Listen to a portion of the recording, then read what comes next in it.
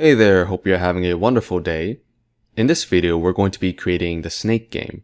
And this is a classic game. I'm pretty sure you've played it before. And the way it works is you're given a single square and you use the arrow keys to move around. So if I press left, you can see the snake continuously moves left. And if I press right, it changes the direction. So by using the arrow keys, I change the direction in which the snake moves. And when the snake eats a red square, which is the food, it grows bigger. So every time you collide with a red square, it adds a segment to the snake's body. So, of course, this is why the game is called Snake, because it's all about growing the segments. And yeah, so this game is pretty simple to make, and we're going to use HTML, CSS, and JavaScript, and most of it is going to be in JavaScript. And yeah, so why don't we begin? So before we get started, I just want to quickly mention that I am working on a weekly project tutorial series. So here you can see I have a tutorial on how to code Blackjack. I have one on Candy Crush, Minesweeper, Wordle, 2048, Connect 4, and so on. So I will be making videos like this every week. And if this is something that you're interested in, please consider subscribing. It helps a lot. And feel free to check out my other videos. Alright, so let's begin. So start by creating 3 files, index.html, snake.css, snake.js. And as I mentioned before, it's going to be mainly a JavaScript tutorial on Canvas. So we're going to do minimal stuff in HTML and CSS. So let's just get started. So doc type, HTML, HTML. So let's create a head tag. And in here, we're just going to do the standard stuff. So meta charset, UTF-8, meta name equals viewport, content is equal to width equals device width, initial scale equals 1.0. Let's give a title to our page. So let's call it snake. And then now let's link our style sheet and our JavaScript. So link rel equals style sheet. Href is going to be snake.css, and our script is going to be source equal snake.js. Okay, so that's it for the head. Now let's move on to the body, and we're just going to create a header tag with the word snake, and we're going to create a canvas tag and give it an ID of board. So by giving it an ID, we can use JavaScript to access this canvas tag. Okay. So if you open up your directory and just double click on index.html, you can see this is what we have so far. So let's quickly style this. So styling is going to be pretty minimal. If you want to style the rest of the page, feel free to do so. For now, I'm just going to do body. And I'm going to change the font to Courier, and I'm going to do text align center. So this is going to align all the text and images as well as our canvas towards the center of the page. So if I refresh now, you can see the text is aligned at the center. Now you can't see the canvas because we haven't filled the color in for it yet. And we haven't given it any dimensions, so we're going to do that using JavaScript. Alright, so before we move on to the JavaScript part, I want to explain how we're going to design this game. So here you can see we have a canvas, and it is 18 by 18 squares. So each row, there are 18 tiles, and each column, there are 18 tiles.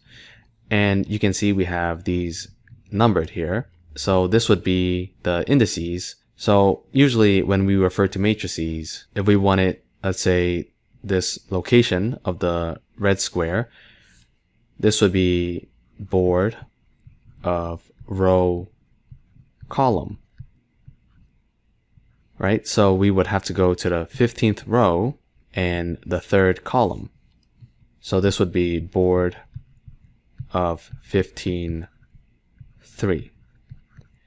Now the thing is, we are not going to use row and column to represent the locations. Instead, we're going to refer to X and Y. And if you remember from basic math, you have your Cartesian coordinate, this is X, and this is Y. So if I go to the right, that is going like this across the columns. So when I move in the X direction, negative X or positive, so let's say I move here or here, it is going to move through the columns to the right or to the left. And likewise, if I want to move down the rows, I am basically moving in the y-axis, right? So if I move up, this is -1, -2, and if I move down, this is +1, +2. So I'm going down the rows when I'm moving down the y-axis.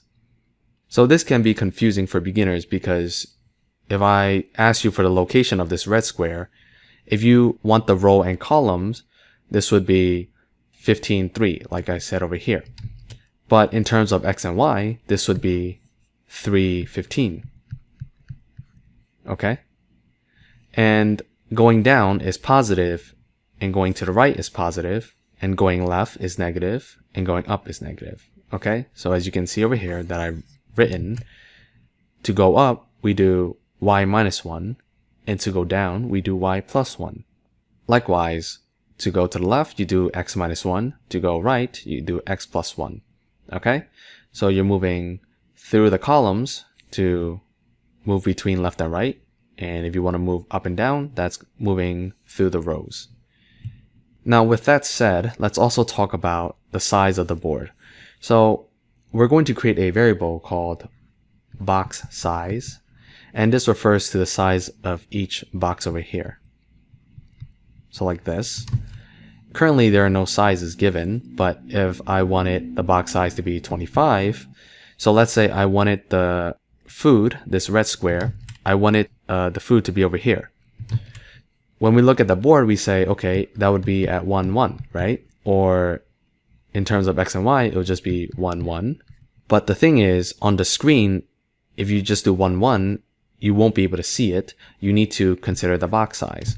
So instead of 1, 1, it would be 1 times 25 and 1 times 25. So it would fill over here 25 by 25. Okay? So for that reason, we are going to multiply the coordinates by the box size. Alright, so within the JavaScript, let's add our board. So the block size is going to be 25, and we're going to have a certain number of rows. You can change this if you want, but I'm just going to set it as 20. And columns, I'm going to make this 20 as well. And I'm going to create a variable for the board and a variable for the context. So the context is going to be what we use to draw with. It's going to be our drawing object. Alright, so now when the page loads, we're going to do window.onload equal function, and we're going to get the board. So earlier we gave our canvas the ID of board, so we can access this tag by doing document.getElement by ID board. So now this variable board has the canvas tag. And we're going to set the height to rows times block size. And the width is going to be columns times block size. And then we're going to get the context, which is board.getContext 2D. Okay, so this is used for drawing on the board. So now let's create an update function, and this is going to update the board on the HTML. It's going to redraw it. So for now, let's just draw it once, and I'm going to create a function called update, and I'm going to do context.fillStyle black. So this is going to change the color of the pen to black, and I'm going to do context.fillRect starting from 0, 0 to board.width and board.height. Okay, so we're starting from the corner of the page, or the canvas actually, and we're filling a width and height of 500, right? Because 20 times 25, that's 500. So if you go back here, you can see this is 0, 0. It's going to fill all this up and make it black. Alright, so if I refresh the page, you can see now we have our canvas, and it has created a rectangle that is black and 500 pixels by 500 pixels. And again, if I change the number of columns, let's say 10, and I refresh, you can see it shortens the width. Okay? So you can play around with those variables if you want. I'm just going to keep it as 20 by 20 or 20 squares by 20 squares. Alright, so now that we have our board, let's draw the snake. So I'm just going to draw the head first. So here I'm going to write snake head. And we're going to have a snake X, which is the X coordinate. And that is going to be block size. And I'm going to make it 5. And var snake Y, block size 5. So basically, I am saying the snake is going to start over here at 5, 5. And of course, we multiply the X and Y coordinates by the box size or the block size because we want to accurately fill it to make sure that it reaches this pixel region on the page. Alright, so within our update function, I'm going to do context.fillStyle, and I'm going to make it lime. So this is going to be the color of the snake, and I'm going to do context.fillRect of snake X, snake Y, block size, block size. Okay, so again, this is the X and Y coordinates, and this is the width, and this is the height. So the width and height is just 1 square. Alright, so if I refresh the page, you can see that the snake is on 5, 5. The coordinates 5, 5, and you can see we have the snake over here. Let's also draw the food. So over here, we're going to do the same thing. Var food X is equal to block size times 10, and food Y is equal to block size times 10. So I'm just going to put it in another random location. And over here, I'm going to do context.fill style is equal to red. And we're going to do the same thing, context.fillRect, food X, food Y, block size, block size. So if I refresh the page now, you can see that the food is over here at 10, 10. And in a regular snake game, the food is actually randomly placed. So let's create a function that would place the food in a random X and Y coordinate. So down here, I'm going to create a function called placeFood. And we're going to set food X to math.floor, math.random times columns times block size. And we'll do the same for food Y.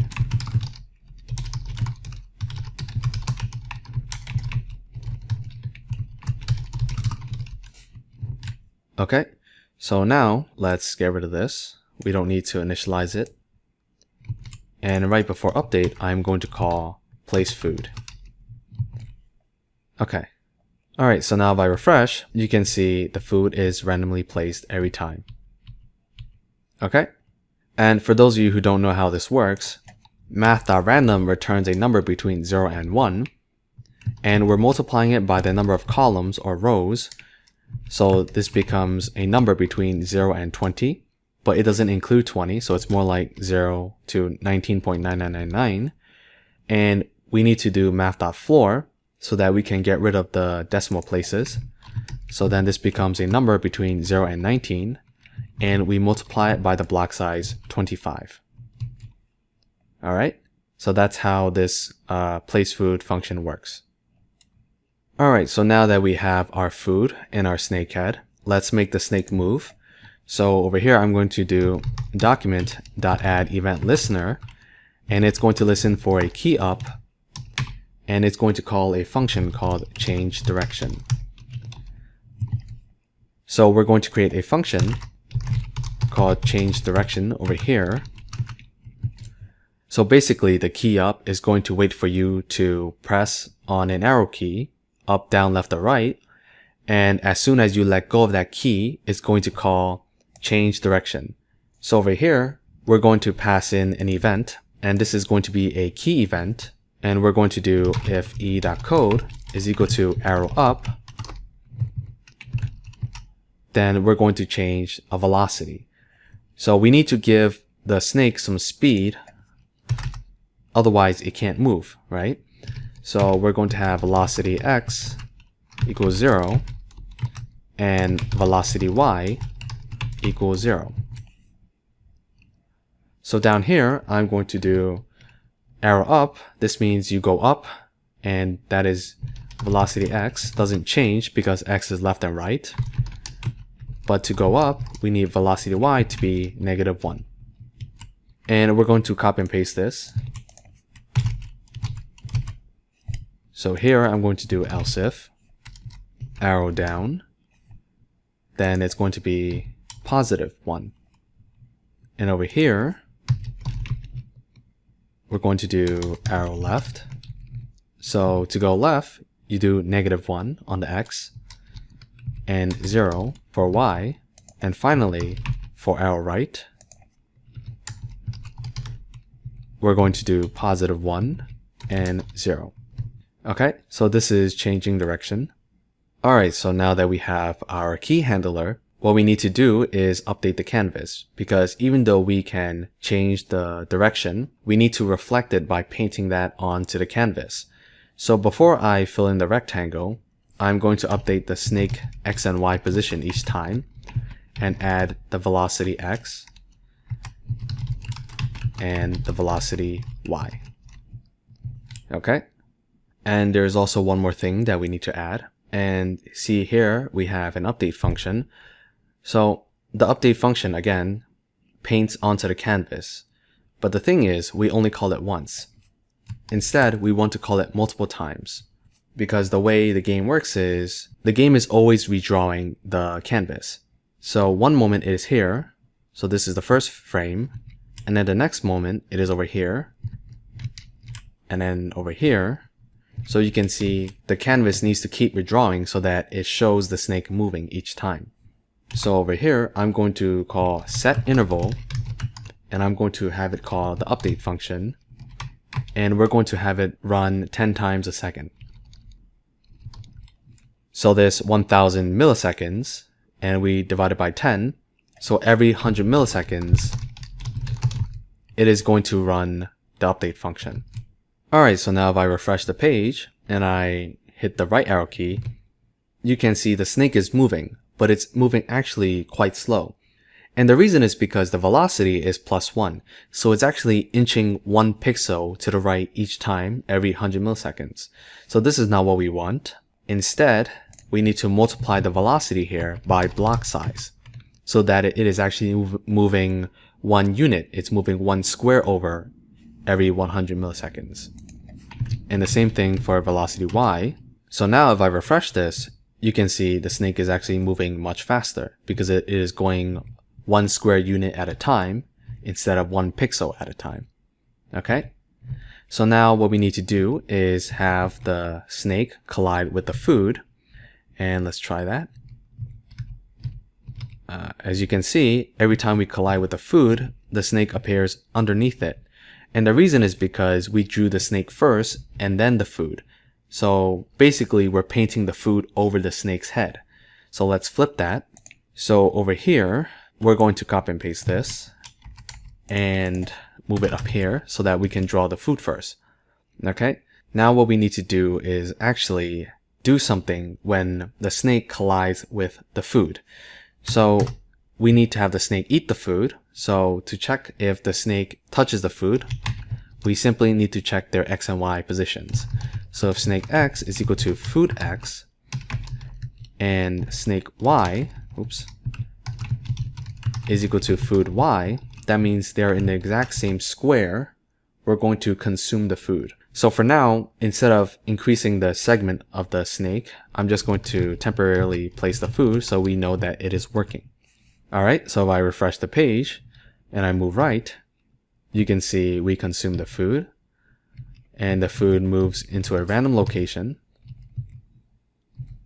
Come on. Okay, And also I want to fix one more thing, and that is you can see if I move up, I can move down. And in the snake game, you're not allowed to move in the direction opposite of where you're going. And the reason is because if the snake turns around, it kind of just eats his body, right? So we need to fix that. So over here, I'm going to add an additional check. So if the arrow key up is pressed, then I'm going to check to see if velocity y is not equal to 1. So if it is equal to 1, this means it is going down, so it shouldn't be able to go up. And let's also do the same thing here. Oops. Velocity y not equal to -1, and this one, velocity x not equal to 1, and velocity x is not equal to -1. Okay, so you're not allowed to go in the opposite direction that you're currently heading towards. Alright, so if I refresh the page and I go right, I can't go left, but if I go down, then I can change directions. Okay? Alright, so now let's actually do something with the food, give the snake some nutrition. So for the snake, let's give it a body. So over here, I'm going to do var snake body is going to be an array. And this array is going to store a bunch of segments, and each segment is essentially an XY coordinate. So it is similar to the head, except because we have multiple of them this time, we want to use an array. So over here, after we eat the food, I'm going to do snake body dot push an array of x and y coordinates, snake x and snake y. Or actually, let's do food x and food y. This would be more accurate. Okay, so it's going to grow the segment where the food was. So now that we have our array, our body segments, we need to draw them. We're going to do for let I equals 0, I less than snake body dot length, I plus plus. We're going to do context dot fill rectangle, and it's basically snake body of I 0, snake body of I 1. So these are the x and y coordinates as you see over here, and we're going to put in block size and block size. Okay. Alright, so now if I refresh and I eat this, oh, let's do it again.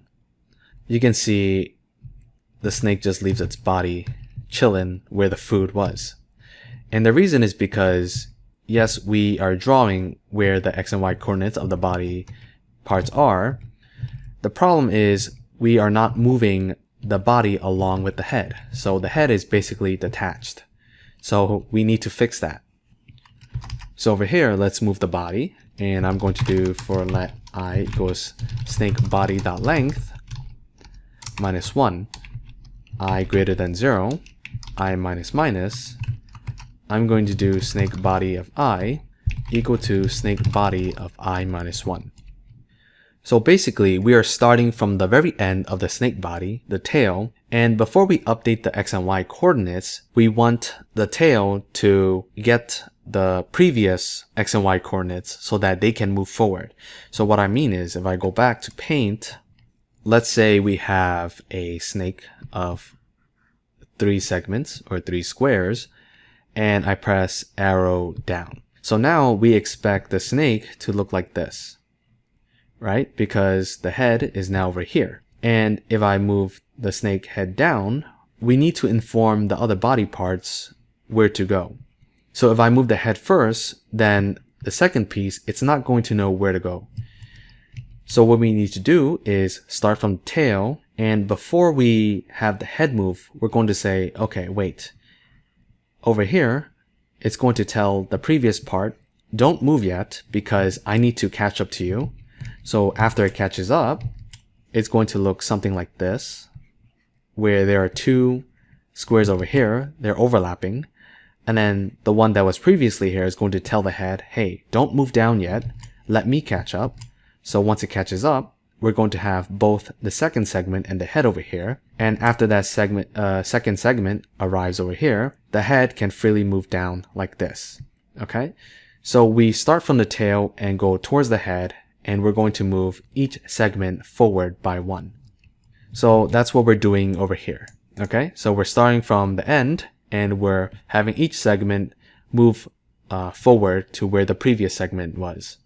And then finally, we're going to update the second segment to take the head's place. So over here, I'm going to do if snake body.length. This means if there are body parts in the array, then we're going to set snake body of 0, which is the one before the head, and we're going to set it to the head like this. Okay, so after all that is done, we can freely move the head.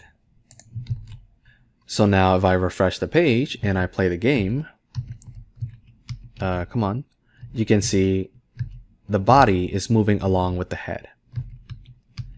Okay, so now we are almost done, except we have one problem, and that is, when is game over?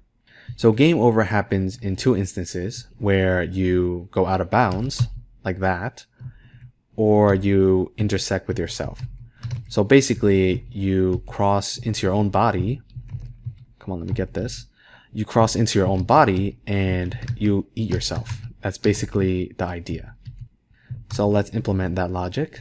So over here, I am going to add another variable called game over, and I'm going to set it to false. And over here, I'm going to do if game over, then I'm going to return. Because we want to stop updating the canvas, we want to stop drawing once the game is over. And down here, I'm going to update our update function by adding the game over conditions. So the first condition, as I mentioned, was you go out of bounds. So basically, if snake x is less than 0, or snake x is greater than columns times block size, or snake y is less than 0, or snake y is greater than rows times block size, then we're going to set game over to true, and I'm going to alert game over. Okay? And the second condition is when you bump into any of your body parts. So we're going to use a for loop, and we're going to loop over each segment. So I less than snake body dot length I plus plus. So basically, just like how we detected collision with the food over here, right? Snake x is equal to food x, and snake y is equal to food y. We're going to do if snake x is equal to snake body of I index 0, and snake y is equal to snake body of I index 1, we are going to set game over to true, and we are going to alert game over. Alright, so now if I refresh the page and I head to the left, you can see I'm going out of bounds, game over. Okay? And if I go up, out of bounds, game over. And then let's try to get enough segments so that I can eat myself. That sounds kind of weird, but oh shit. Well, game over. My bad. Let's do it again. So let's try to gain enough segments where I can have the snake head intersect with its body.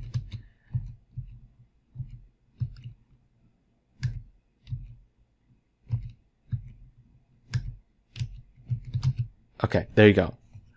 So you can see the snake's head is intersecting with its body, and we have game over. Alright, so that's it for this tutorial, and this is how you create snake using HTML, CSS, and JavaScript with the HTML canvas. If you found this tutorial helpful, make sure you give it a like, let me know down below in the comments, and don't forget to subscribe for more tutorials like this, and I'll see you in the next video. Bye bye.